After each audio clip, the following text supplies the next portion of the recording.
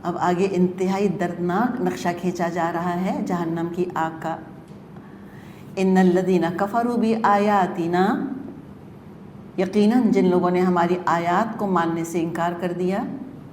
سوف نصلیہم نارا، ان قریب ان کو ہم آگ میں جھونکیں گے. یہ ان قریب کیوں کہا؟ مہلت، پھر بھی مہلت دے رہا ہے اللہ. اب بھی باز آ جاؤ، استغفار کر لو، جہنم کی آگ کو دور کر دو اپنے آپ سے. اگر فائدہ اٹھا لیا مہلت سے الحمدللہ، ورنہ تو اللہ تعالیٰ نے کہتے ہیں نا کہ their fate is sealed. کفر کے ساتھ جہنم لازم اور ملزوم ہے. ہم افراد کے اوپر جہنم کا فتویٰ نہیں لگائیں گے، پوائنٹ آؤٹ کر کے نام لے کے کہ فلاں ایکس فلاں وائی فلاں زی جہنمی ہے، لیکن جنیرک جنرل عمومی طور پہ 100% ہم کہیں گے کہ کافر جہنم میں جائیں گے، مشرک جہنم میں جائیں گے. اگر یہ عقیدہ ہم نے کمزور کیا اپنا، تو اپنے ایمان کی قدر ہم کھو بیٹھیں گے، اپنے ایمان کو ویلیو نہیں کریں گے، اپنے ایمان کی حفاظت نہیں کریں گے. پھر ہم کہیں گے ہاں پتہ نہیں، کیا پتہ کافر بھی جائیں. تو جب پتہ نہیں کافر بھی جائیں تو پھر ہم کیوں نہ کفر کریں؟ نعوذ باللہ. دنیا میں کفر کریں، اپنی مرضی کریں، نہ نماز پڑھیں، نہ روزے رکھیں، اللہ رسول کا مذاق اڑاتے رہیں، سب ٹھنڈے ٹھنڈے جنت میں سب کو جانا ہے. تو رسول کا دفاع کرنے والی بھی جنت میں جائیں گے اور رسول کی مخالفت کرنے والی بھی جنت میں جائیں گے. تو پھر ضرورت کیا رہی پھر کتاب کی، رسول کی، شریعت کی، عمل صالح کرنے کی؟ سب نل اینڈ وائڈ کر کے رکھ دیا ہم نے.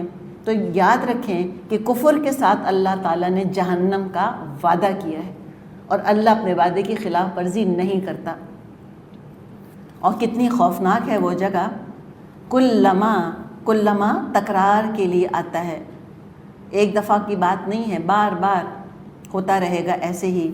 کلما نضجت جلودہم، جب ان کی بدن کی کھال گل جائے گی. اور ہمیں سے احادیث سے پتہ چلتا ہے کہ جو جسم ہوں گے جہنمیوں کے، وہ دنیا کے جسموں کے سائز کے نہیں ہوں گے.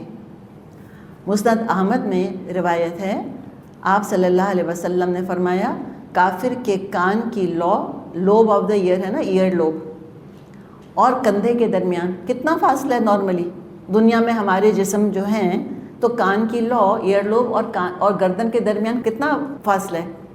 بہت ہی لمبی گردن ہے تو بالشت، اس سے زیادہ کیا ہوگا؟ آپ صلی اللہ علیہ وسلم نے فرمایا کہ کافر کے کان کی لو سے کندھے کے درمیان 70 سال کا فاصلہ ہوگا، 70 ایئرس. مسلم میں حدیث ہے، آپ صلی اللہ علیہ وسلم نے فرمایا کافر کی داڑھ سمجھتے ہیں؟ مولر کتنی ہوتی ہے ہماری؟ کس سائز کی ہے؟ اتنی سی، ½ انچ مشکل سے. آپ نے فرمایا کافر کی داڑھ احد پہاڑ کے برابر ہوگی. اچھا احد ایک پہاڑ نہیں ہے، یہ پوری ماؤنٹن رینج ہے، اتنی بڑی ہوگی. سکن کتنی موٹی ہے ہماری یہاں پر؟ اتنے ہم کہیں گے کہ مطلب مائکرو ملی میٹرز کے اندر ہوتی ہے نا. آپ نے فرمایا کہ اس کی جلد کی موٹائی 3 دن کے فاصلے کے برابر ہوگی. اس کا فرمایا نضجت جلودہم، جب ان کی کھالیں جل جائیں گی. کیا جہنم کی وہ آگ ہوگی جو ان کی کھالوں کو، اتنی موٹی کھال ہے وہ جلائے گی. اور ساری حساسیت تو کھال کے اندر ہوتی ہے. جب کھال جل جاتی ہے تو تکلیف کا احساس مٹ جاتا ہے. جب کھالیں جل جائیں گی بدلناہم جلودا غیرہا، اس کی جگہ دوسری کھال پیدا کر دیں گے. کیوں؟ لیذوقوا العذاب، تاکہ وہ عذاب کا مزہ چکھیں. اللہ تعالی ہم سب کو اپنی پناہ میں رکھے. دنیا میں تو ایک سے ایک حسن کے نسخے ہیں کھالوں کو خوبصورت رکھنے کے بارے میں. ٹائٹننگ، سکن ٹائٹننگ کے کتنے ٹریٹمنٹس ہیں. چلیں وہ اپنی جگہ ایک کہانی ہے. اصل چیز تو کیا ہے کہ اپنی کھالوں کو آگ سے بچاؤ. یہ بھی اللہ نے نسخہ دے دیا ہے ہم کو، جس کی طرف کتنے کم لوگ ہیں جو توجہ کرتے ہیں، کتنے کم. اگر یہ نسخہ ہم ڈالیں کہ اپنی کھالوں کو جہنم کی آگ سے بچانے کا طریقہ، کتنے لوگ تو وہ سائٹ کھولیں گے ہی نہیں، وہ میسج کھول کے پڑھیں گے بھی نہیں. ہاں کھالوں کی شائن اور ٹائٹننگ اور پورس چھوٹا کرنا اور فریکلز دور کرنا، اس کے بارے میں کوئی پوسٹ اگر ڈالیں تو بے شمار پڑھیں گے اس کو. اور یہ دیکھیں یہ کتنا بڑا ہیومینیٹیرین کاز ہے کہ لوگوں کو اس برن ڈپارٹمنٹ سے بچانا. کبھی آپ نے دنیا میں دیکھا ہو برن ڈپارٹمنٹ جہاں کے جلے ہوئے لوگ ہوتے ہیں کہ جو آگ سے جلے ہوئے ہوتے ہیں، چلے وہاں ہمدردی لوگ کر رہے ہوتے ہیں، زخموں پہ مرہم رکھ رہے ہوتے ہیں. یہاں تو معاملہ کیا ہے کہ یہ تو کوئی ہمدردی کے دو بول بولنے والا نہیں ہوگا. زخم تو بہت دور کی بات، دیکھیں گے اچھا تکلیف میں کچھ کمی ہو رہی ہے، فوراً کھال بدل دی جائے گی. اور روایات میں آتا ہے کہ ہزاروں دفعہ وہ کھال بدلی جائے گی تھوڑے سے عرصے کے اندر، کہ ذرا بھی اذیت میں کمی نہ ہو. تو لہٰذا اللہ سے بہت ڈرنا چاہیے. یہ کوئی اچھی بات نہیں ہے کہ ہمیں تو اللہ سے ڈر نہیں لگتا. جو اللہ کے عذاب سے لاپرواہ ہوگا وہی اللہ سے بے خوف ہوگا. اور کون اللہ سے بے خوف ہوگا؟ جو اپنے گناہوں سے لاپرواہ ہوگا، بے عمل یا بے خبر ہوگا اپنے گناہوں سے. تو گناہوں سے بے خبری اللہ سے بے خوف کر دیتی ہے انسان کو. تو گناہوں سے بے خبری کیا؟ اول تو پتہ ہی نہیں کہ جو کام کر رہے ہیں گناہ ہے، پتہ ہی نہیں غیبت ہو رہی ہے کہ یہ گناہ بھی ہو رہا ہے. کہتے ہیں کہہ ہی تو رہے ہیں صرف ہم، پتہ ہی نہیں. تو یا تو گناہوں سے بے خبری کہ یہ کام گناہ ہے یہی نہیں پتہ، یا گناہ کے انجام سے بے خبری، پتہ ہے کہ اچھا گناہ ہے، یہی نہیں پتہ کہ انجام کتنا خوفناک ہے اس کا. پتہ ہے کہ جھوٹ بولنا بری بات ہے، پتہ ہے کہ خیانت بری بات ہے، پتہ ہے کہ ماں باپ کی نافرمانی بری بات ہے، انجام نہیں پتہ کہ اللہ تعالیٰ اس شخص کی طرف نظر اٹھا کے نہیں دیکھے گا جو ماں باپ کا نافرمان، تنگ کرنے والا، ستانے والا، عاجز کرنے والا تھا ماں باپ کو. تو فرمائے ان اللہ کان عزیزا حکیما، اللہ تعالیٰ زبردست ہے اور اللہ تعالیٰ حکمت والا ہے. اللہ کر سکتا ہے یہ. کس کے ساتھ یہ معاملہ کرے گا؟ اللہ کی حکمت فیصلہ کرے گی. اور اللہ تعالیٰ نے ان آیات میں اپنی شان عزیزی بھی بیان کر دی کہ کیا قدرت ہے اللہ کی. اور ان آیات کو اور جہنم کے عذاب کو اتنے گرافک انداز میں بیان کرنے کی بھی 100 حکمتیں ہیں. کوئی قیامت کے دن کہہ نہیں سکے گا کہ ہمیں پتہ نہیں تھا. اللہ اگر ہمیں پتہ ہوتا جہنم ایسی بلا ہے تو ہم تو بچتے. تو اللہ تعالیٰ نے حجت پوری کر دی ہے لوگوں پہ کہ تم کو کھول کے بتا دیا تھا جہنم کیا جگہ ہے، کیا بلا ہے، کیا ہولناک چیز ہے وہ. اور یہود اور نصارہ کی جو کتابیں ہیں تورات اور انجیل، اس میں سے انہوں نے جنت جہنم دونوں کا ذکر آلموسٹ مائنس کر دیا. یہ ذکر ہی نہیں ہے جیسا کہ قرآن نے تو ذکر، جیسے قرآن نے ذکر کیا ہے. انذار تبشیر کا حق ادا کر دیا قرآن نے. اب دیکھیں، اب انذار کیا، اب تبشیر کی جا رہی ہے، خوشخبریاں دی جا رہی ہیں. فرمایا والذین آمنوا وعملوا الصالحات، اور جن لوگوں نے ہماری آیات کو مان لیا اور نیک اعمال کیے. دیکھیں جہنم میں لے جانے کے لیے کفر اکیلا کافی ہے، کسی عمل کی ضرورت نہیں. عقیدے میں کفر ہے، جہنم، سمپل. لیکن صرف صحیح عقیدہ جنت میں لے جانے کے لیے کافی نہیں ہے. ایمان کے ساتھ ہمیشہ عمل صالح کا ذکر آئے گا، لازم ہے. آمنوا وعملوا الصالحات، آمنوا وعملوا الصالحات. کفروا، صرف کفروا آتا ہے، لیکن صرف آمنوا اکیلا نہیں آتا. ایمان لائے، اور واقعی ایمان اگر سچا ہوتا ہے تو ایمان گونگا بہرا لولا لنگڑا نہیں ہوتا. ایمان بولتا ہے، ایمان عمل کرتا ہے، ایکشن ہے ایمان. ایکشن پر انسان کو آمادہ کر دیتا ہے، حرکت میں لے آتا ہے ایمان انسان کو. تو والذین آمنوا وعملوا الصالحات، اور جو لوگ ایمان لائے اور جنہوں نے نیک اعمال کرے، سندخلہم جنات، ان قریب ان کو ہم باغات میں داخل کریں گے. دیکھیں جہنمیوں کے لیے کیا تھا؟ سوفا. جنتیوں کے لیے کیا ہے؟ سوفا دور کا مستقبل ہوتا ہے، قریب کا مستقبل ہے. نیکی کی اپنی مٹھاس ہے، نیکی کی اپنی لذت ہوتی ہے. تو وعدے اور وعیدیں قرآن میں ساتھ ساتھ آتی ہیں.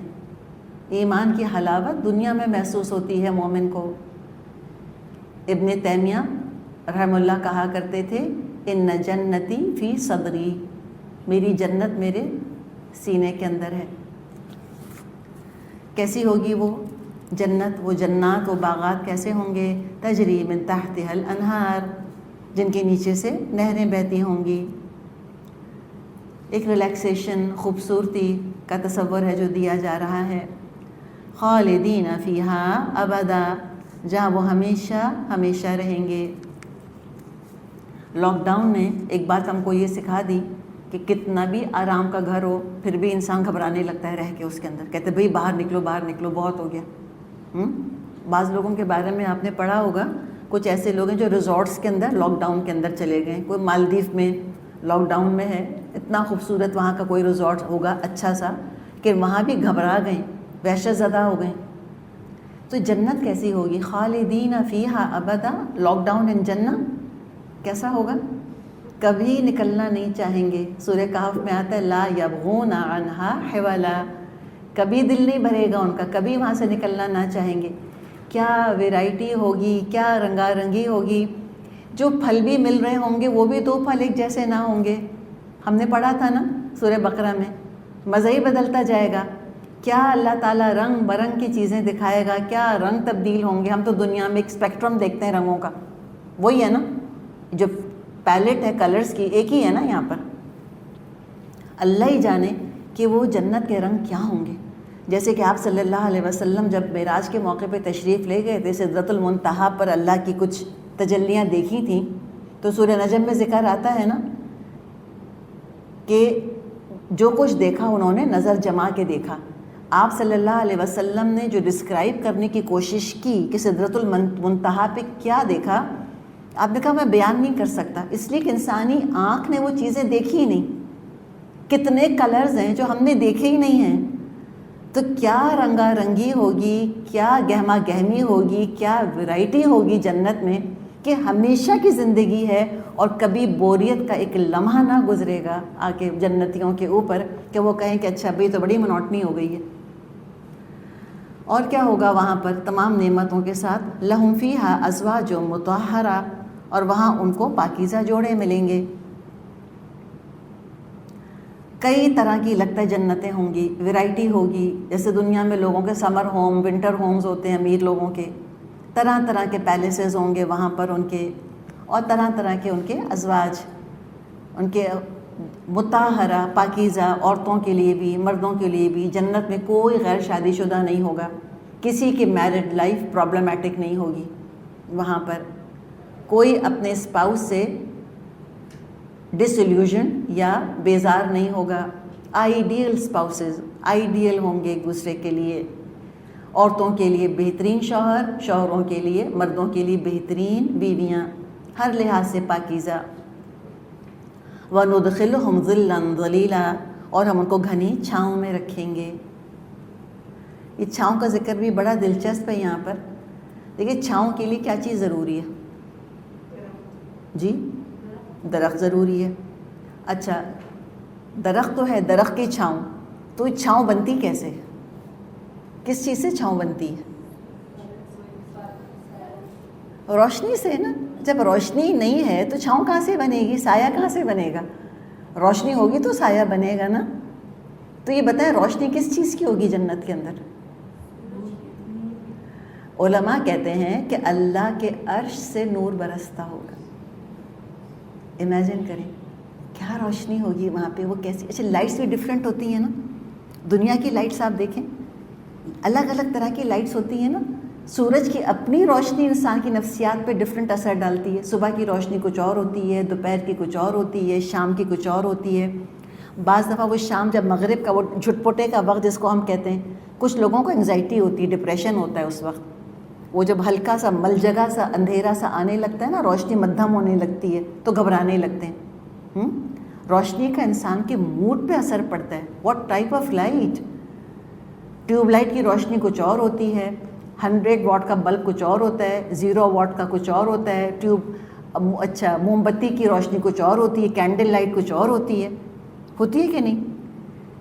بعض روشنی انسان کو خوش کر دیتی ہیں، اس میں خوشی کا یا ایک طرح سے بڑے پلیزنٹ قسم کے ایموشنز ڈیولپ ہونے لگتے ہیں. بعض روشنیاں ڈپریس کر دیتی ہیں. جیلوں کے اندر بھی لائٹ ہوتی ہے، کیسی ہوتی ہے؟ خوش کرنے والی ہوتی ہوگی؟ نہیں. تو یہ تو اللہ کے عرش سے جب نور برسے گا تو اس روشنی کا کیا اثر ہوگا لوگوں کے اوپر. اللہ تعالیٰ ہمیں اس نور کے اندر رکھے. تو جو آج انشاءاللہ قرآن کے نور اور ہدایت کے نور میں زندگیاں گزاریں گے، اللہ کرے کہ وہ سب کے سب اللہ کے عرش کے نور کو محسوس کریں. واللہ عالم. اور یہ جو چھاؤں ہے اس کے بارے میں بخاری میں حدیث ہے، آپ صلی اللہ علیہ وسلم نے فرمایا کہ جنت میں ایک درخت ایسا ہے جس کے سائے میں سوار 100 برس تک چلے گا. سوار کس سواری پر سوار ہوگا؟ گھوڑے پر. بعض احادیث میں آتا ہے گھڑ سوار. 100 برس تک بھی چلے گا تو سایہ پورا نہ ہوگا. اتنے بڑے بڑے درخت ہوں گے. اللہ تعالی ہم کو بھی اس درخت کے سائے میں آرام کرنے کی توفیق عطا فرمائے، ہم کو بھی یہ نعمتیں ملیں. اچھا، اگر دل بہت چاہ رہا ہے ان نعمتوں کو حاصل کرنے کا تو اب طریقہ بتایا کہ جنت کی قیمت نیک اعمال سے ادا کرنی ہے. الحمدللہ ایمان ہے تمہارے پاس، نہ واک یور ٹاک، اب عمل کرو. سب سے بڑی بڑی جو نیکیاں ہیں ان میں ایک امانت کا ادا کرنا ہے. مومن امین ہوتا ہے. منافق کی صفت ہے کہ کیا کرتا ہے؟ وَإِذَا اؤْتُمِنَ خَانَ. جب امین بنایا جاتا ہے، امانت رکھوائی جاتی ہے، خیانت کرتا ہے. فرمایا ان اللہ یأمرکم ان تؤدوا الامانات الی اہلها واذا حکمتم بین الناس ان تحکموا بالعدل. مسلمانوں، اللہ تم کو حکم دیتا ہے امانتیں اہل امانت کے سپرد کر دو، اور جب لوگوں کے درمیان فیصلہ کرو تو عدل کے ساتھ فیصلہ کرو. تو 2 علامتیں اسلام کی، امانت اور عدل. مومن عادل ہوتا ہے، مومن امین ہوتا ہے. منافق خائن ہوتا ہے، منافق ظالم ہوتا ہے. اور امانت میں خیانت اتنا بڑا گناہ ہے کہ وہ کوئی اللہ کی راہ میں اگر شہید بھی ہو جائے تو بھی خیانت کا گناہ معاف نہیں ہوتا. خاص طور پہ مال غنیمت میں اگر کسی نے خیانت یا چوری کی ہو. ابو ہریرہ سے روایت ہے کہ غزوہ خیبر سے واپسی پر نبی اکرم صلی اللہ علیہ وسلم کا ایک غلام تھا، مدعم اس کا نام آتا ہے، میم دال عین میم، میم کے نیچے زیر ہے، عین کے اوپر زبر ہے، مدعم. وہ اونٹنی پر سے پالان اتار رہا تھا. پالان سمجھتے ہیں؟ وہ جو بیٹھنے کی جگہ ہوتی ہے اونٹنی کے اوپر. اونٹنی پر سے پالان اتار رہا تھا کہ ایک تیر اس کو آ کر لگا اور وہ مر گیا.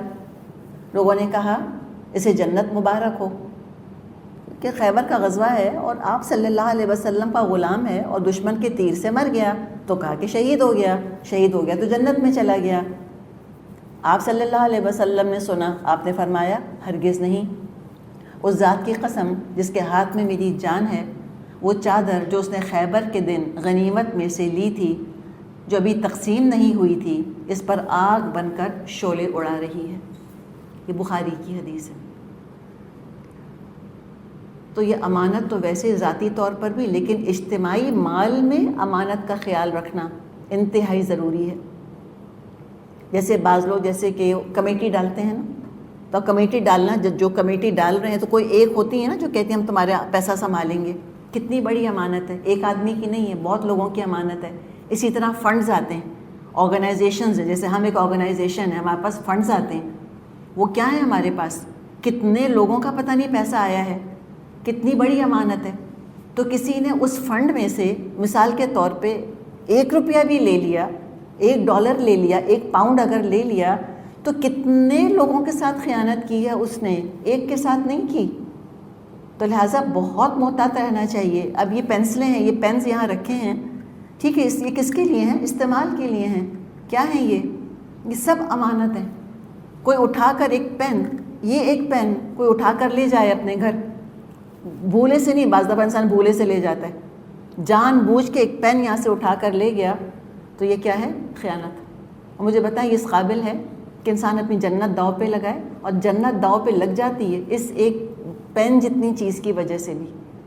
اتنی زیادہ انسان کو دیانت داری اور امانت کا خیال کرنے کی ضرورت ہے.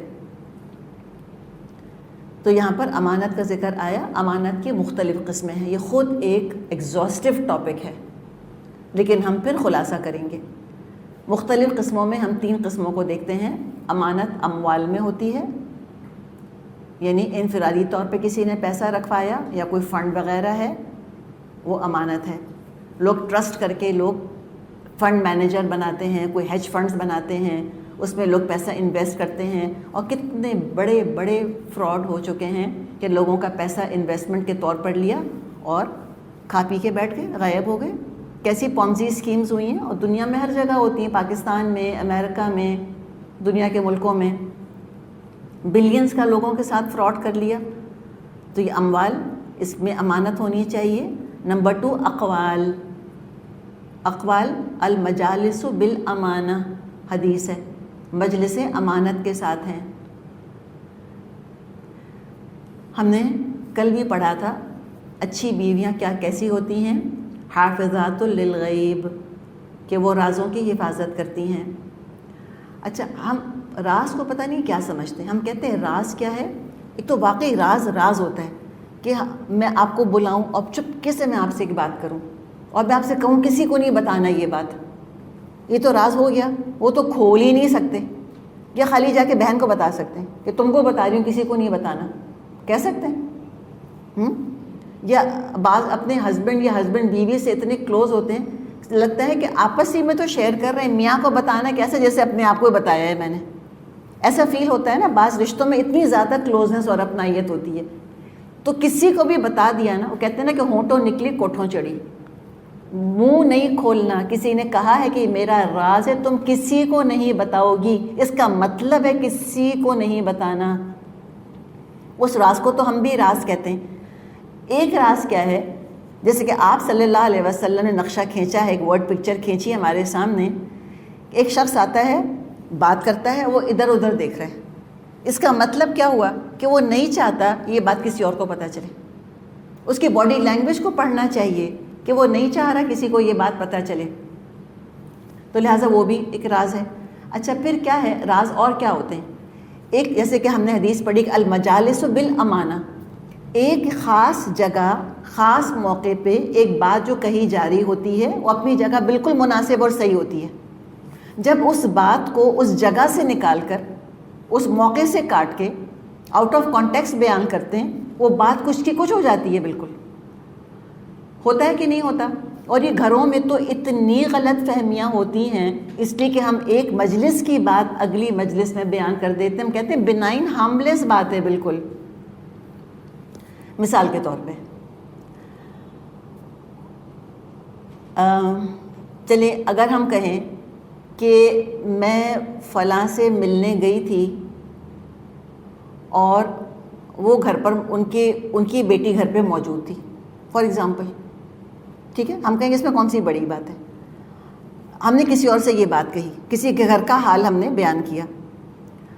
اب ہوتا کیا ہے, وہ کہ اچھا میں نے تو کہا تھا کہ میں تمہاری بیٹی سے, میری بیٹی ملنے آنے والی ہے, تو کہا تھا میری بیٹی تو گھر پہ نہیں ہوگی. تو آپ نے دیکھا پھر چین کیسے شروع ہو جاتی ہے. کہیں گے اچھا وہ نہیں چاہتے کہ اچھا ہماری بیٹی ان کے گھر آئے, جھوٹ بولا ہم سے. بعض دفعہ عین وقت پہ پروگرام چینج ہو جاتے ہیں لوگوں کے. ہوتا ہے کہ نہیں ہوتا. جاتے جاتے ہم رک جاتے ہیں. کسی نے فون کر کے کہا کہ ہم ملنے آنا چاہتے ہیں. میں نے کہا کہ میں گھر پہ نہیں ہوں گی. ان کی بہن ملنے آ گئی, میں تو گھر پہ تھی. بھئی عین وقت پہ ہو سکتا ہے کہ میں نہ جا سکی ہوں, کوئی ایشو آ گیا ہو. تو 10 غلط فہمیاں ہو جاتی ہیں. ایک پلیز اصول پلے باندھ لیں کہ ہمیں ایک انسان کی خبر دوسرے انسان کو نہیں پہنچانی. یہ اصول پلے باندھ لیں. بعض دفعہ ہم کسی سے کہہ دیتے ہیں کہ میری طبیعت ٹھیک نہیں ہے, ہم نہیں چاہتے کسی اور کو پتہ چلے میری طبیعت ٹھیک نہیں ہے. اس نے اس سے کہا, اس نے اس سے کہا, 10 ٹیلی فونس کی لائن لگ گئی.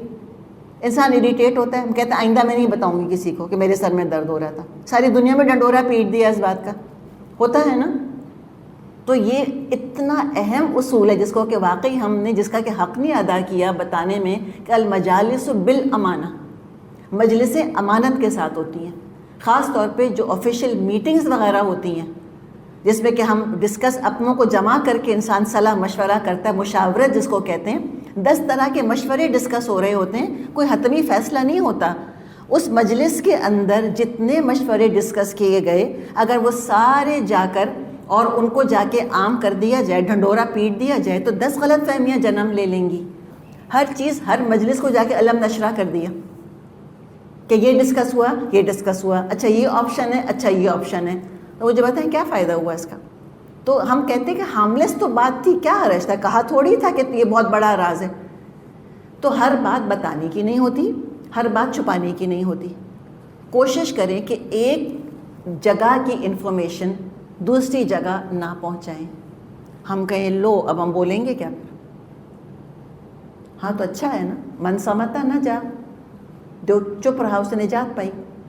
یہ جو ایکسچینج کرتے ہیں نا نیوز کی, سب سے زیادہ دیکھیں لوگ کون سے پھنستے ہیں, جو اس کی خبر اس کو, اس کی خبر اس کو, اس کی خبر اس کو پہنچاتے ہیں. کہتے ہیں وہ پتہ چلے وہ فلاں کی بات طے ہو رہی ہے, وہ رشتہ ہے ان کے یہاں. کہتے ہیں ہم نے ایکسائٹیڈ ہو کے فون کیا, او آپ کی بیٹی کی بات طے ہو رہی ہے, رشتہ ہے آپ کے یہاں. وہ کہتے ہیں کس نے بتایا آپ کو؟ وہ پتہ چلا وہ بات ہی نہ چلی آگے, ان کو امبیرسمنٹ ہوئی. دیکھیں بات کیا تھی, بالکل ہارملیس بات تھی ہماری طرف سے, کوئی ہماری نیت خراب نہیں تھی کہ ہم باقاعدہ کوئی راز کھولنے جا رہے ہیں کسی کا. لیکن اس طرح انفارمیشن پاس کرنے سے بھی 100 غلط فہمیاں پیدا ہو جاتی ہیں. تو یہ ہو سکتا ہے کہ ہم برے بنیں بعض دفعہ, اور بنتے ہیں. کہتے تم کو پتہ تھا نا, تو نے بتایا کیوں نہیں مجھ کو؟ یہ ہوتا ہے نا. اب لوگ کیا اپنا حق سمجھتے ہیں کہ ہم ہر شخص کی انفارمیشن ضرور ان کو پہنچائیں.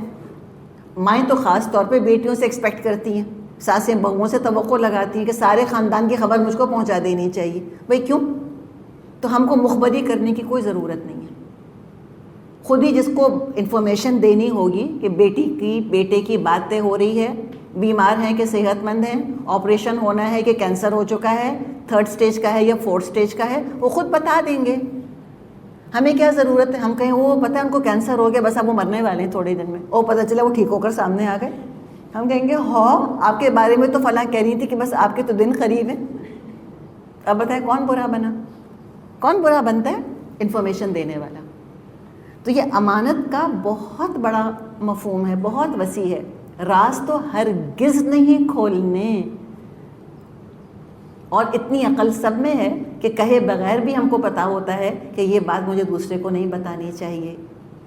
تو 2 چیزیں ڈسکس کی ہم نے, اموال میں امانت ہوتی ہے, اقوال میں امانت ہوتی ہے. تیسری چیز احوال کی امانت ہوتی ہے.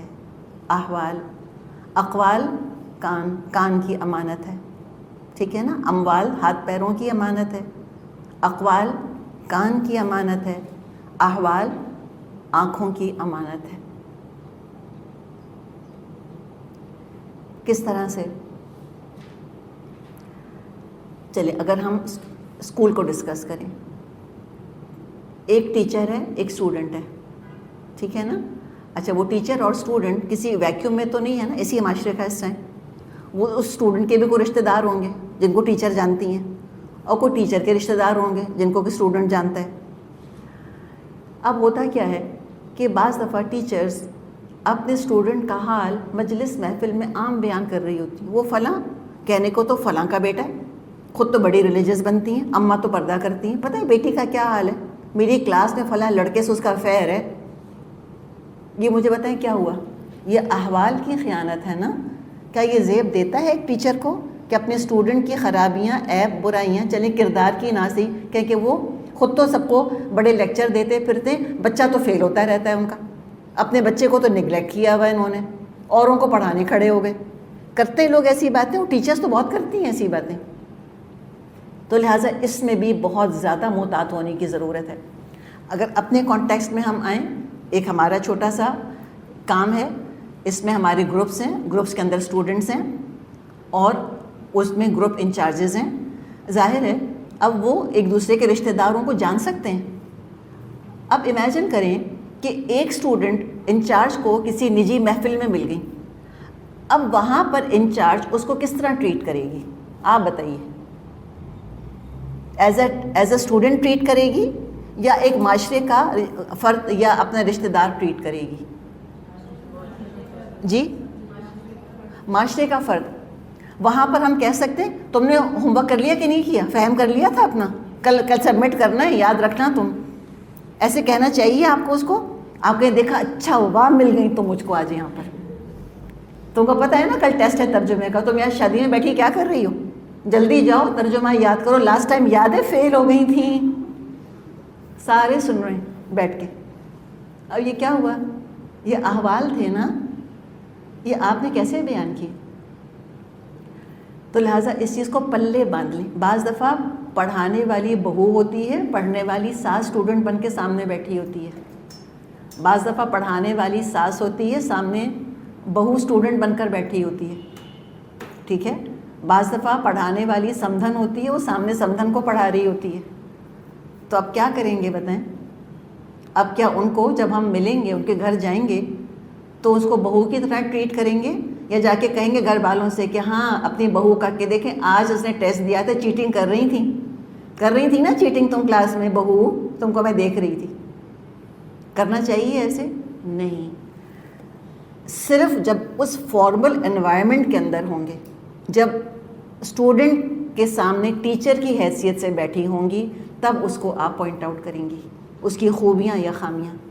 اس کے علاوہ وہ گھر میں آپ کی بیٹی ہو, آپ کی بہو ہو, آپ کی امی ہو, آپ کی ساس ہو, گھر میں نہیں بات کریں گی, ہرگز بات نہیں کریں گی ان سے. اور اپنے اسٹوڈنٹ کا حال کسی کے آگے بیان نہیں کیا جا سکتا. اس کا حال امانت ہے ٹیچر کے پاس. نام لیے بغیر ڈسکس کریں, لیکن بہت مجبوری ہے, اصلاح کرنا ہے, تو جس شخص سے امید ہے کہ وہ اصلاح کر سکتا ہے, بس اس کے سامنے نام لیا جا سکتا ہے کہ فلاں اسٹوڈنٹ کا یہ ایشو ہے. نعوذ باللہ اسٹاف روم میں بیٹھ کے ٹیچر ایک اسٹوڈنٹ کا جو مذاق اڑاتی ہے کہ اس نے تو مجھے ہیڈ ایک دے دیا ہے, فلاں اسٹوڈنٹ نے, اس نے تو یہ کر دیا ہے مجھ کو. غیبت اپنی جگہ ہے اور خیانت اپنی جگہ.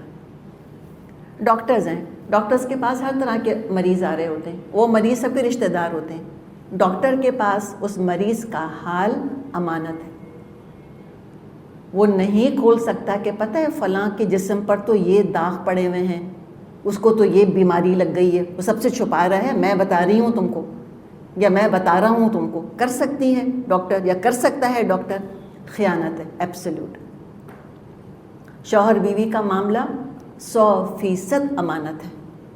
نہیں کھول سکتا شوہر اپنی بیوی کا حال کسی کے سامنے, نہ بیوی اپنے شوہر کا حال کسی کے سامنے کھول سکتی ہے. تو اللہ تعالیٰ نے امانت کا ذکر کیا ہے, اور ان تؤدوا الامانات الی اہلھا, یہاں پہ ذکر کیا گیا کہ امانتوں کو ان کے اہل کے حوالے کر دو. تو یہاں علماء کہتے ہیں عہدوں کا ذکر ہے, کہ جو عہدے ہیں ان کو اہل لوگوں کو دو جو کوالیفائڈ ہوں. رشوت کے ذریعے, نیپوٹزم کے ذریعے, اقربا پروری کے ذریعے, سفارشوں کے ذریعے عہدے بٹنے نہیں چاہیے عہدے, بلکہ جو مستحق ہوگا اس کو دینا چاہیے عہدہ. تو کوالیفیکیشن دیکھو, اسی سے دراصل معاشرے صحت مند رہتے ہیں, نظام صحت مند رہتے ہیں. جب اس طرح نیپوٹزم شروع ہو جاتا ہے, اقربا پروری, سفارشیں اور رشوتوں کے ذریعے عہدے بکنے لگتے ہیں, تو نااہل لوگ عہدوں پر آ جاتے ہیں, اور احادیث میں اس کی بڑی بڑی وعیدیں آئی ہیں. تو فرمایا کہ امانتیں ان کے اہل کو دے دو. وَإِذَا حَكَمْتُمْ بَيْنَ النَّاسِ أَن تَحْكُمُوا بِالْعَدْلِ, اور جب تم لوگوں کے درمیان فیصلہ کرو تو عدل کے ساتھ کرو. عدل, اس کے بھی مفہوم بہت وسیع ہیں. جب قاضی فیصلہ کرے, اگر کورٹ کا معاملہ دیکھیں, ٹھیک ہے نا, اس لیے کہ قاضی عدالت میں ہوتے ہیں, عدالت ہی کہتے ہیں اس کو.